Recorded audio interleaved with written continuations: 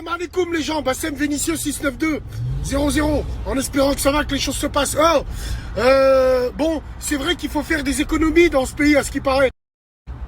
Ouais, faut faire des économies. Nous, citoyens, nous devons nous serrer la ceinture.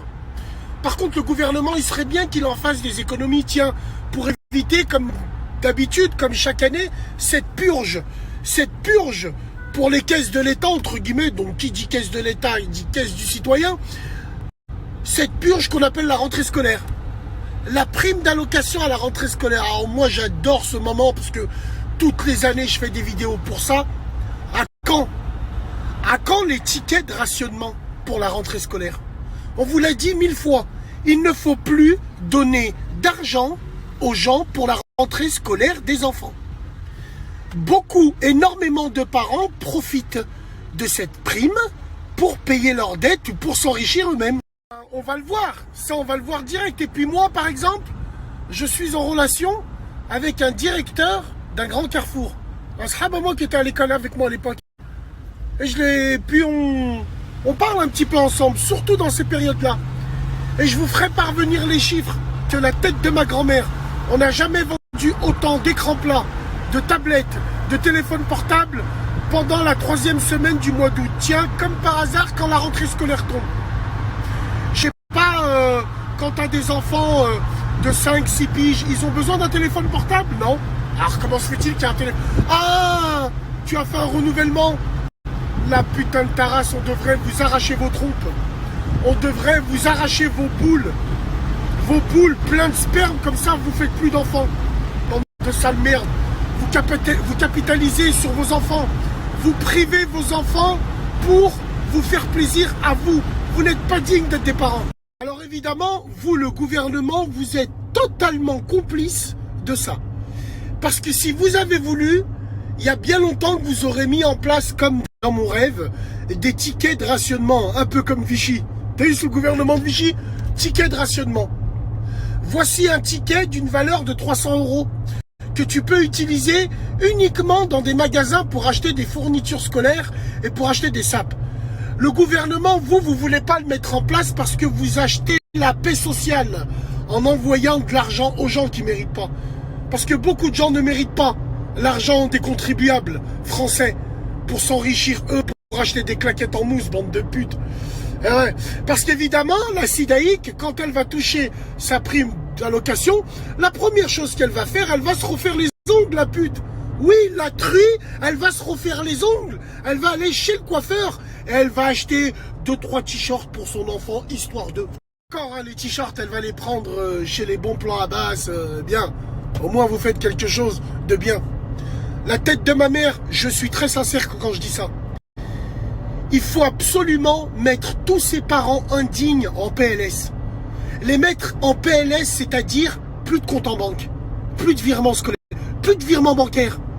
Allô, comment ça se fait que j'ai pas reçu mon virement? Il n'y a pas de virement, madame, il faut venir à l'agence de la CAF récupérer vos tickets. Mais quels tickets? Des tickets de valeur de temps, vous pouvez acheter là-bas. Au moins, c'est sûr que ça va que pour les enfants. Elles vont être en PLS. Elles vont manifester, il y aura plein de poussettes 3 roues avec des gosses où il n'y a pas le daron. Devant la CAF, elles vont toutes être en train de crier comme ça. La tête de ma mère, il faut taper là où ça fait mal. On va encore assister à une mascarade à la rentrée des classes des enfants. Au lieu d'être sapés comme des papes, ils vont venir avec les mêmes habits de l'année dernière, avec les mêmes cartables, avec les mêmes trous scolaires. Et c'est là où vous êtes des gros égoïstes. Parce que ça soit en collège, que ça soit en primaire et tout ce qui va avec, l'enfant se construit dans ces périodes-là.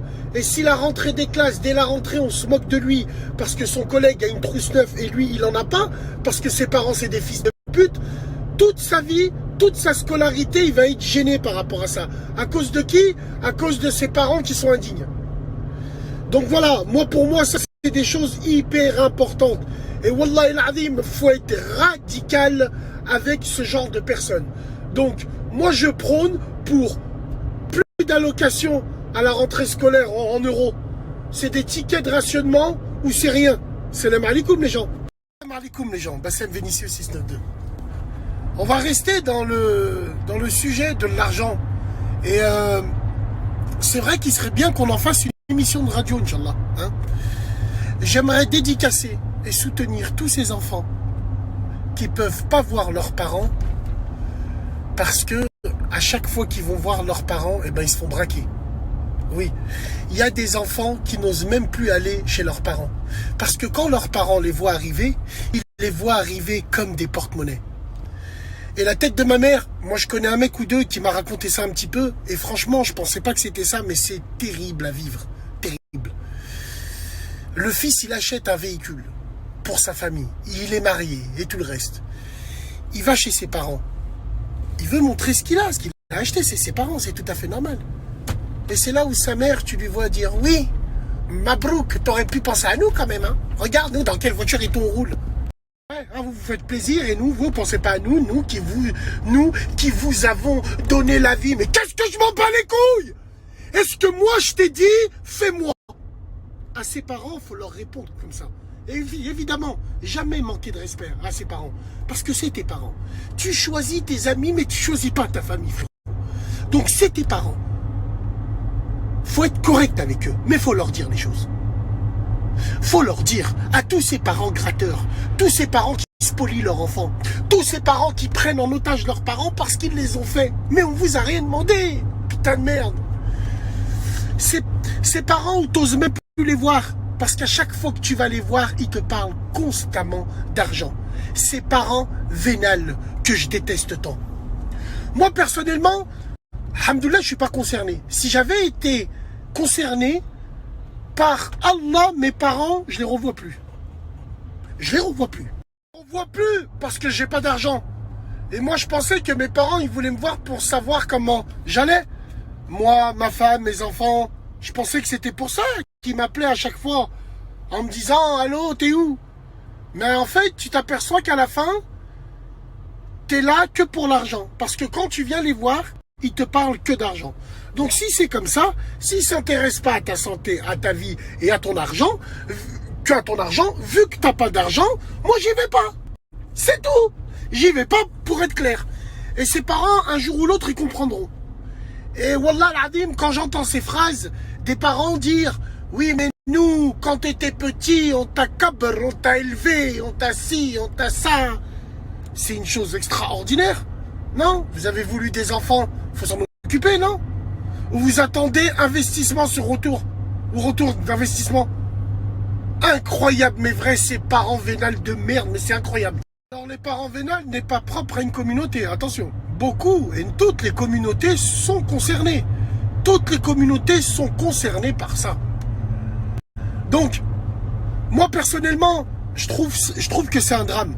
Et Wallah il-Azim, tes parents, tant que tu leur manques pas de respect, n'hésite pas à leur dire ce que tu penses et ce que tu ressens.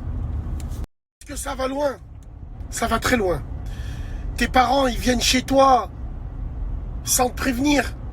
Ils viennent chez toi, ils viennent avec leurs affaires. Ils savent que tu pars en vacances, ils vont venir 2-3 jours. Ils viennent avec leurs affaires, ils demandent rien à rien. Après, bien sûr que c'est tes parents, tu les mets pas à la porte. Mais il y a des manières de faire. Les parents, aujourd'hui, les parents vénales ou vénaux, ils s'imposent. Ce sont des parents qui s'imposent. C'est des parents qui font des caprices. C'est des parents, c'est comme ça. Moi, mon fils, le grand, un jour, il a travaillé un peu avec mon grand frère. Il est venu, Zama. Il m'a dit, tiens, papa, son billet de 20 €, je lui ai pris. Je l'ai mis de côté, je l'ai mis sur son compte en banque. Un jour, il les retrouvera. Wallah l'azim, les frérots, surtout notre génération, on a souffert de parents un peu vénaux. Parce qu'on était les premiers enfants à travailler, à être intégrés, ainsi de suite. Premiers à se faire plaisir, à mettre un peu de sous de côté. Donc c'est pour ça que ma génération à moi, de la quarantaine, c'est une génération qui avons beaucoup souffert par rapport à ça. Bon, les parents d'aujourd'hui, moins. Mais je peux vous dire que nous, les enfants de l'époque, on a souffert de ça. Mais bon, alhamdoulilah, on s'en plaint pas. Moi, comme je dis, je suis pas concerné, mais moi, je pense. Et je dédicace à toutes ces personnes qui le sont. Parce que ça doit être terrible pour eux. Un jour, il y a une femme à la radio, elle témoignait, elle disait, j'ai 30 ans. J'ai marié tous mes frères et sœurs.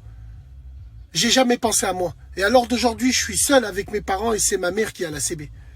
Quand je veux m'acheter des sous-vêtements, je suis obligé de lui demander l'autorisation pour ma CB. Par Allah, c'est très très grave. On en parlera. Eh ouais, par Allah, c'est grave.